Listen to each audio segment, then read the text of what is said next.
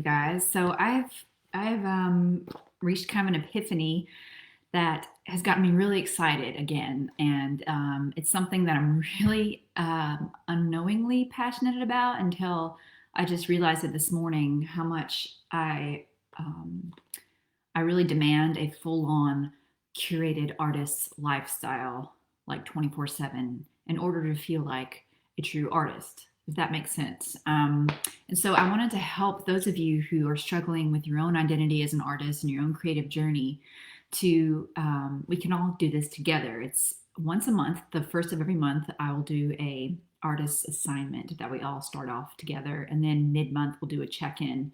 And throughout the whole month, you can post how it's going for you on the feed and what you're discovering about it and what you're enjoying, what you're disliking.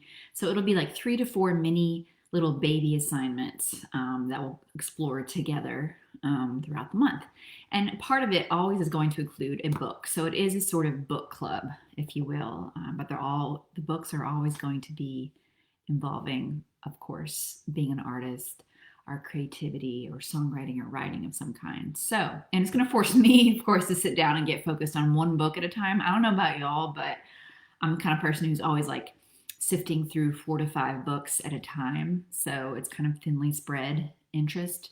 I want to get like really hunker down and get focused on one book. So I don't know. I can't tell if anybody's tuned in. This is a new setup for me. So give me a thumbs up if y'all are here with me, and good morning. I hope y'all are having a really good kickoff to your morning.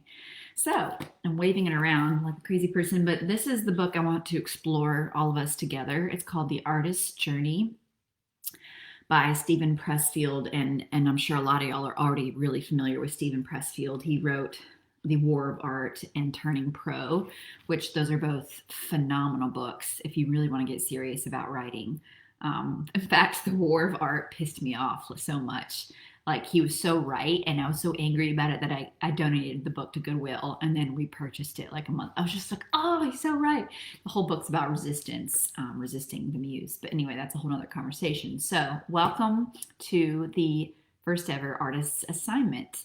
And I thought I would do it here specifically because there's more of a sense of community and just tight-knit kind of, tribal kind of camaraderie here on the 365 Tribe page instead of putting this up on my YouTube channel. So yeah, it feels like this is a little foggy.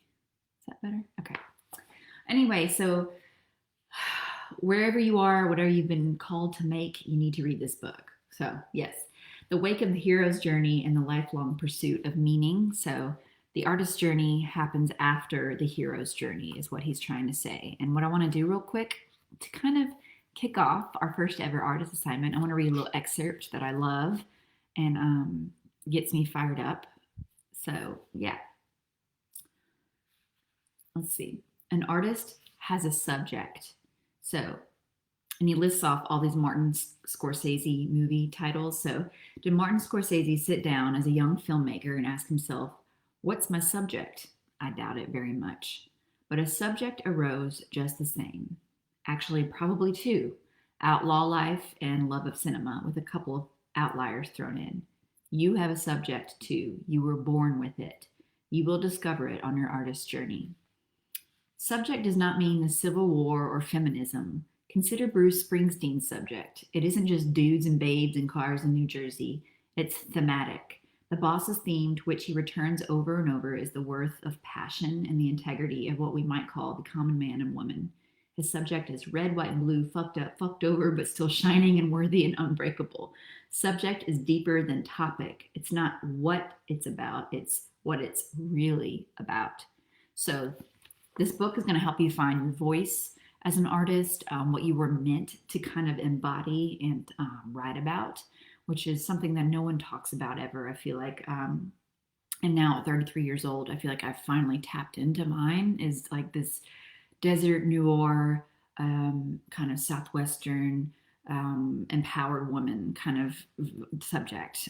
Y'all know me pretty well. Most of y'all do from just my Instagram posts, like what I'm about, because I stick to a very focused subject. And that's what most greats of all time in music have done. I mean, you think Johnny Cash, you think of a specific kind of general subject. You think about June Carter. I mean, all of these great iconic artists, Dolly Parton, they have these overarching subjects that they stick within and stick to, because I think that really creates more freedom within their creative process. So the artist journey is the first little artist assignment. I think we should all kind of focus in on this book together. That would be really fun. And yeah, I guess I should have maybe announced this a week before so you'll have time to actually purchase it.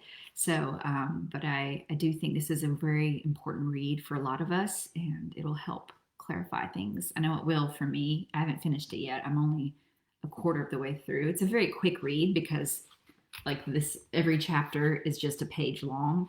I don't know. It's very interesting the way he's divided this whole book up. So, not set. Let's see. Discussion. Oh, I'm sorry if I've like turned off only your followers.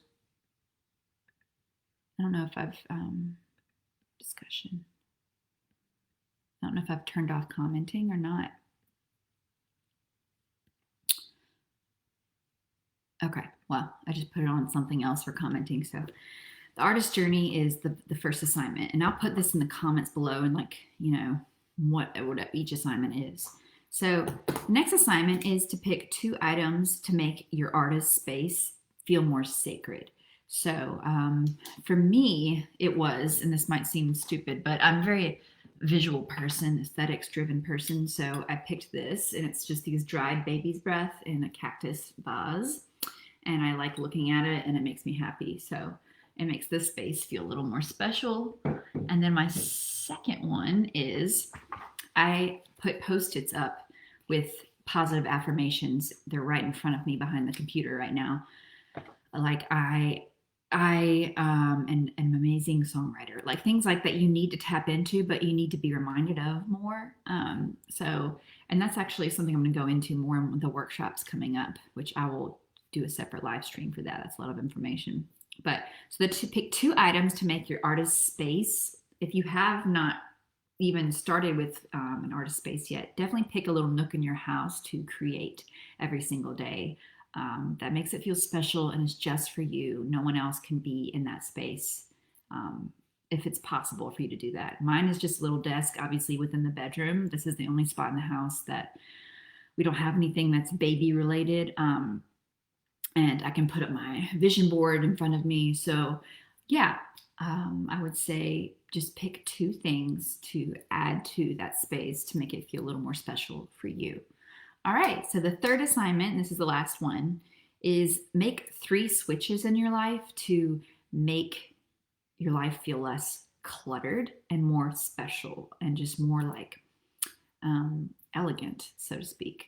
And my 3 things, just to give you an example, are I dress up and don't look schleppy.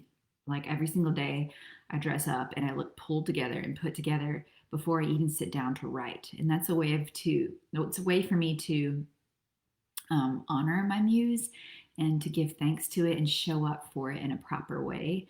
And just to feel like my day has more meaning to it. I feel like mentally it helps me if I pull myself together. I think it's a big, powerful tool. And that's actually, I'm going to do a whole workshop just on that, on the way you dress and the way you live. So that'll be July 16th. I think it's the date. No, but we'll go into that later. But dressing up is one. My second one is instead of like this might sound stupid as well, but this is just the ways that I put more elegance and meaning into my days. Instead of a junky coffee mug, I went to Goodwill and bought like a China teacup. So I have a special cup that I drink my coffee in every morning that's just for me. I don't, obviously Jack's not going to use this, but it makes my coffee feel very special. And it's like when I sit down to write, I have my special teacup and my sacred space and my special place that's just for me. And my third way is I picked a very special notebook just for the 365 tribe.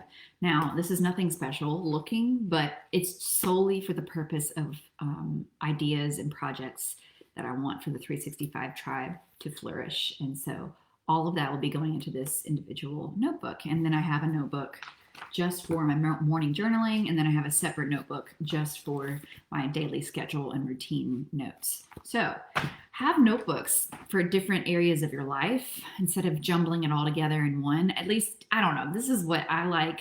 A lot of y'all just like, do you, obviously. Like, I'm not going to impose my opinion on anybody, but this is me sharing what I like to do to, like I said, make my life feel less cluttered and more streamlined and more fluid so my creativity can kind of flourish. So I'm going to like put real bulleted versions of these 3 assignments down in comments below so it makes more sense. But this is the long, lengthy version of what July's artist assignment is for you guys. And I hope y'all enjoy it. And I hope a lot of y'all get involved. It would mean a lot, and it would just make it so fun to jump off into July with some really fun and kind of reinvigorating little assignments. So much love to you all, and I'll see you soon. Okay, bye-bye, my friends.